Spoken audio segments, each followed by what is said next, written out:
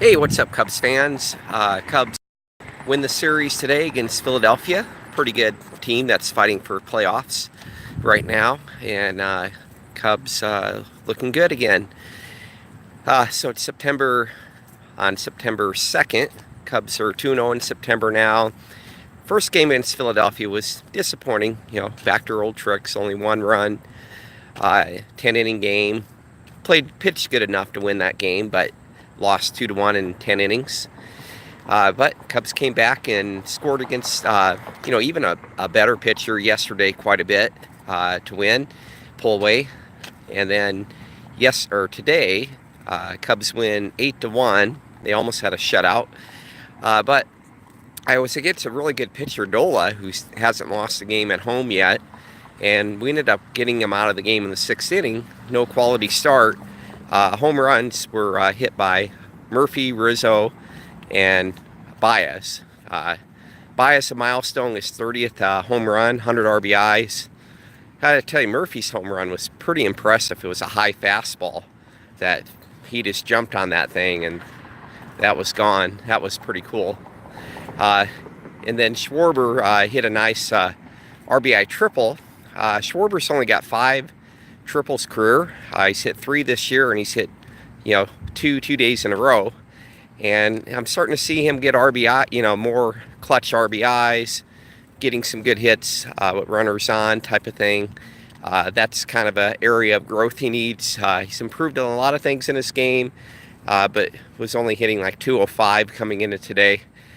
So yesterday and today he came through with clutch hits.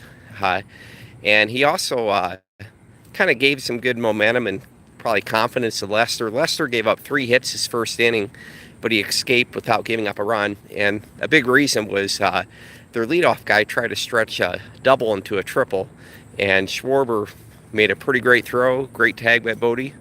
Probably a bad decision by that runner, but still Schwarber made the play, and he continues to not get enough respect as a left fielder, and he's been pretty impressive. 11 outfield assists, saving us runs.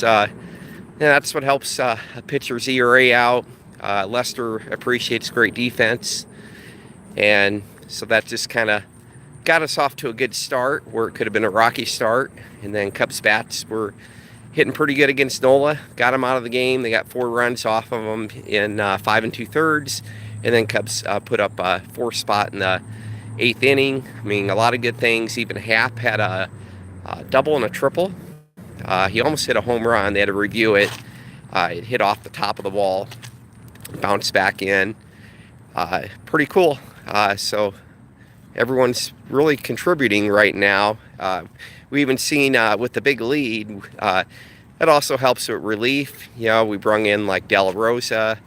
We brung in Justin Wilson in the 7th, De La Rosa, and then the 9th inning we brought in Kinsler. I haven't been a fan of Kinsler.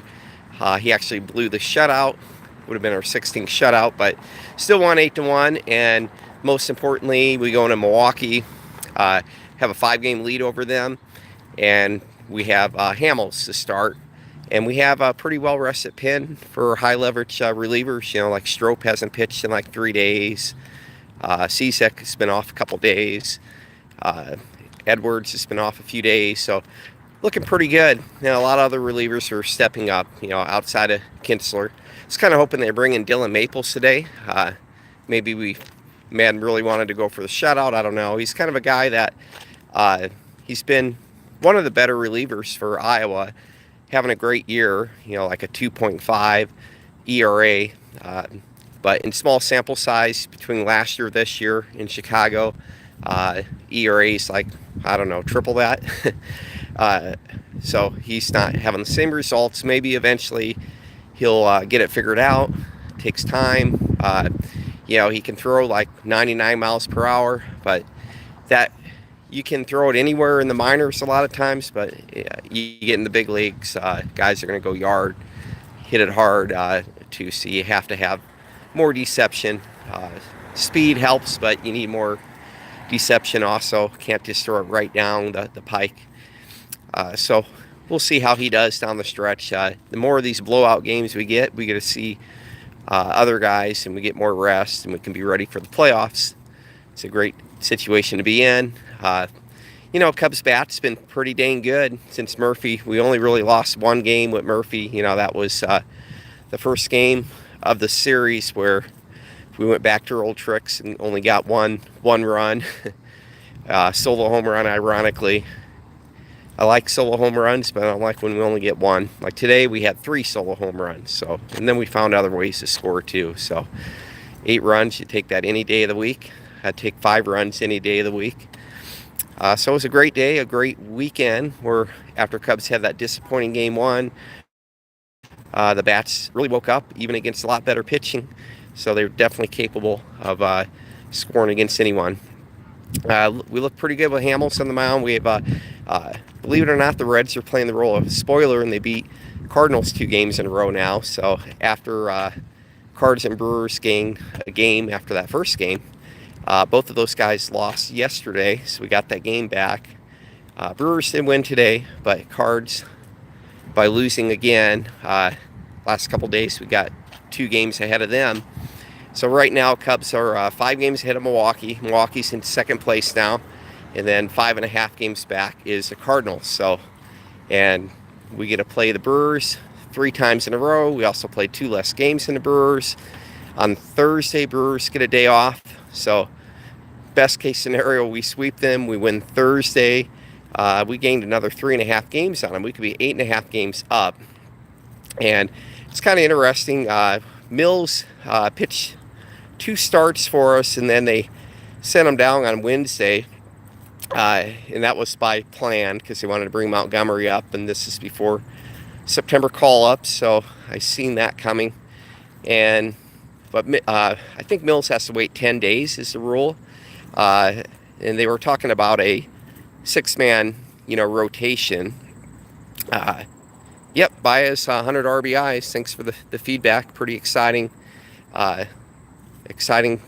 year for him. 30 homers, 100 RBIs. We still have 26 games left. Amazing. He's got 20 stolen bases. Hit a triple. I want to say it's his 10th triple. And that was just a really hard... he kind of hesitated on second, where he kind of...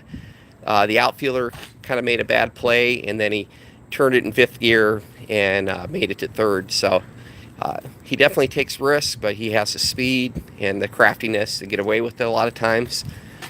Pretty cool. Triple is always hardest hit in baseball anyway, and yet we're seeing more of them by even guys like Schwarber.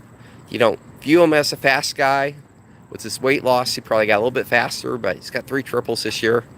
Baez with 10 is just having an amazing year all around. So a pretty good weekend. Holiday tomorrow. Cubs play at 1:10. Hamels, they have a pretty good shot. Beating Milwaukee would be nice to at least win 2 out of 3. If they could win a sweep, they'd be looking really good. Cubs have 6 more games against Milwaukee. 3 on the road coming up. Then we play another series, and then we play them after that. 3 at home. So Cubs really could knock them out of the division.